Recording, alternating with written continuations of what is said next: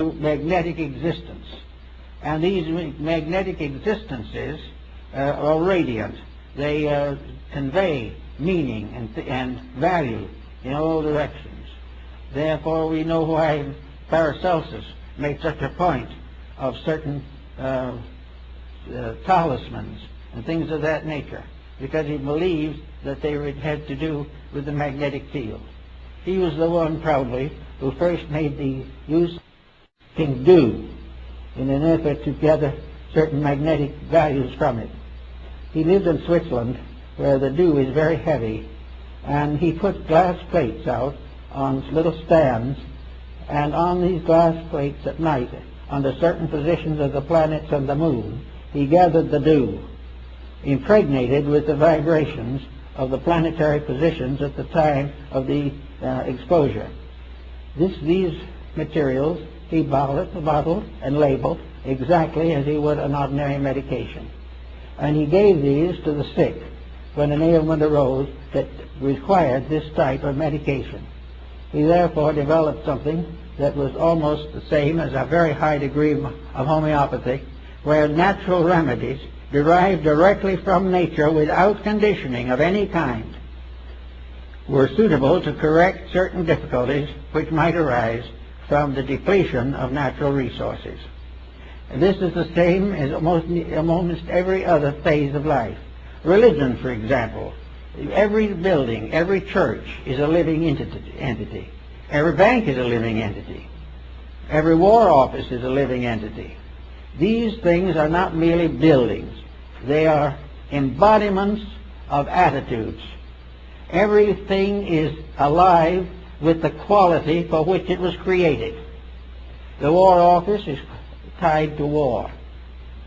The bank is tied to banking. But banking is a living fact. It is the banking that is the real living involvement in the so-called story of banking.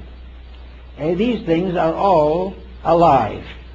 And each one of these, as it comes into life, is born with a certain responsibility. We will say that a young person born into a family is born to help to maintain that family, protect it, serve it, and serve with it for the completion and perfection of the community. The same is true of a bank. A bank is part of an organization, part of an entity, part of something created for a purpose. Now, if the bank fulfills this purpose honorably, it is then healthy. If, on the other hand, it decides to make an unreasonable profit, if it decides to sacrifice its integrity for advancement of its own institutional existence, there is trouble. The bank will ultimately go broke. The stock exchange, when it was created to help farmers and merchants to share their goods and make proper and reasonable investments, as they all sat together under a tree in the south end of New York, if this institution had remained a benevolent organization of service, it would be still probably very practical and very useful. But instead of being that, it has now become a structure of misuses and abuses.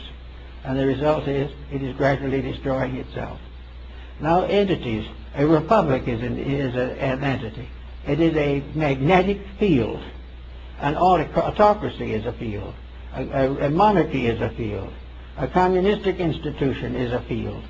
Every one of these organizations use energy. They use it in 1,000 different ways. Political speeches, harangues on the street corners, battles in the galleries and back roads. Everything is involved. And every one of these energy fields that becomes corrupted in any form or in any way is doomed to disaster. Therefore, our code of honor is not based upon the Mosaic Code alone, although that is a very good one. It is actually based upon use and abuse. There is no possibility of an abuse succeeding. It will seem to succeed for a little while. It will succeed in the same way that an abuse of the body will apparently provide the individual with an opportunity to make very serious mistakes. But in the end, the energy fields pay the bill.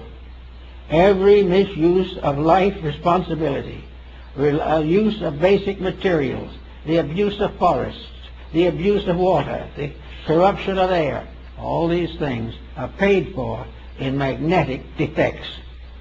And we are beginning to recognize them now. We are wondering why some of these strange things happen that have been happening in the last few years. Nuclear fission is a great tragedy, not because it simply offends the peace-loving human being, but because it is a misuse, a violent corruption of energy. It is the use of a divine power to injure other people. Therefore, that which lives by the sword must perish by the sword. So our whole morality is a matter of life energies. It is a matter of gradually bringing all our intemperances into patterns of usefulness and creativeness and constructiveness. It is the gradual victory of friendship over animosity. It takes the stranger out of existence and puts the friend in its place. Everything is part of working towards an harmonious balance of the natural resources of the solar power. Everything can be used to advance the common good, but everything that is used to destroy will be destroyed by its own destructiveness within itself. Now another phase of that is now coming into focus very strongly in the problem of general reformation in human relationships.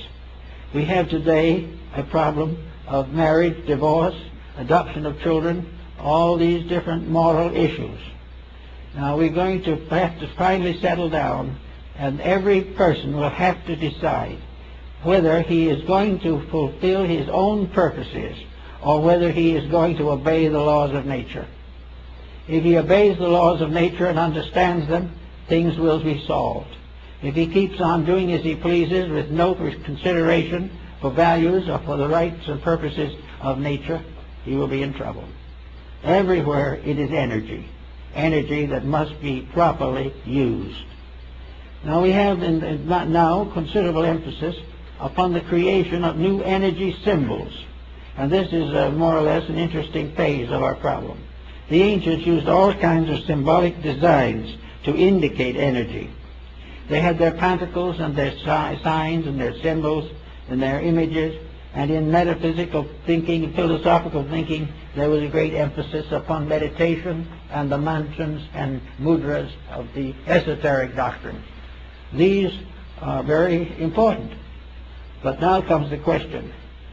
Meditation is a mood for the distribution of energy. The power of meditation has to do with the use of magnetic energy. Therefore, the problem of meditation is very simple. You say to yourself, I want to develop a higher grade or higher level of integrity.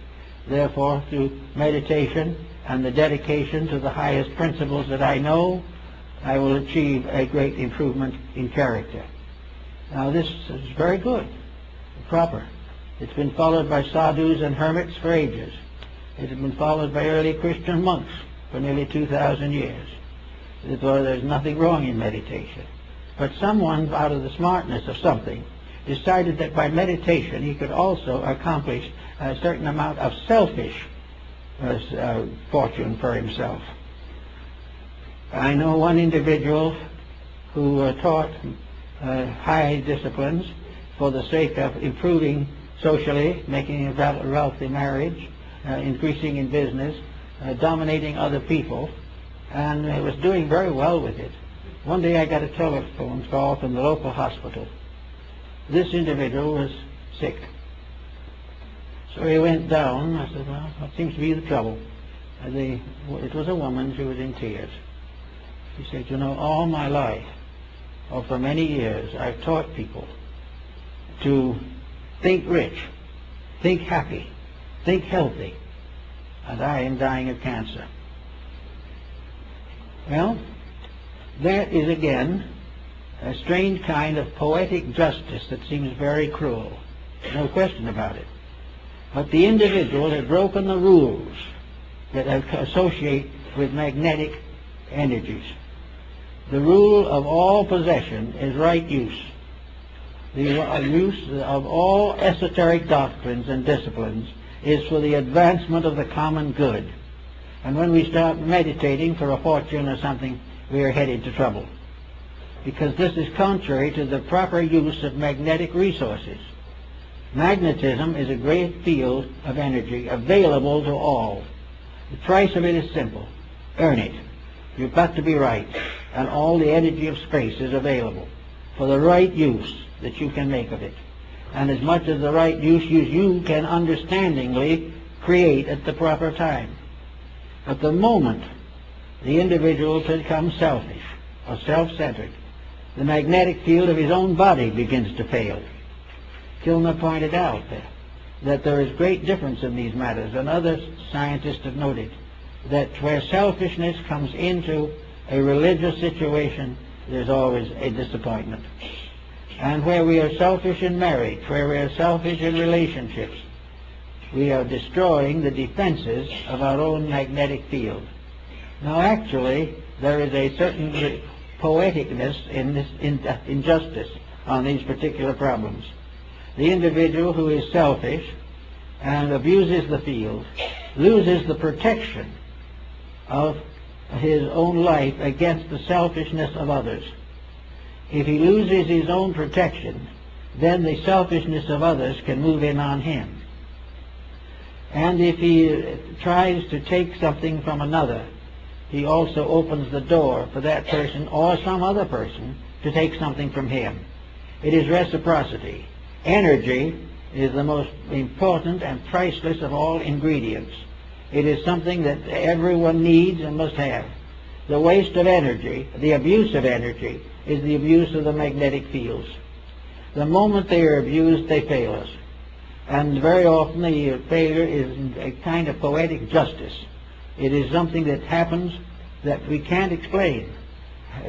But I think we find it as clearly indicated in the Goethe's line of Faust. It says, how closely fate is linked to virtue, doth never to the fool occur. Had he the wise man's stone, I swear it, the stone had no philosopher. Wherever we have skill, we have knowledge, we have unusual abilities, we have been given good educations, we have been perhaps by good parents advanced in as much morality as possible, and then we go out and immediately sacrifice all that we have gained or have been helped to have on our own personal selfishness. That means no wise man's stone for us. That means that we will not be able to succeed because we have in a treasonable manner perverted that which was our constructive birthright. So we're here today as part of a world of selfish people. We're here today with everybody trying to get theirs before somebody else takes it away from them.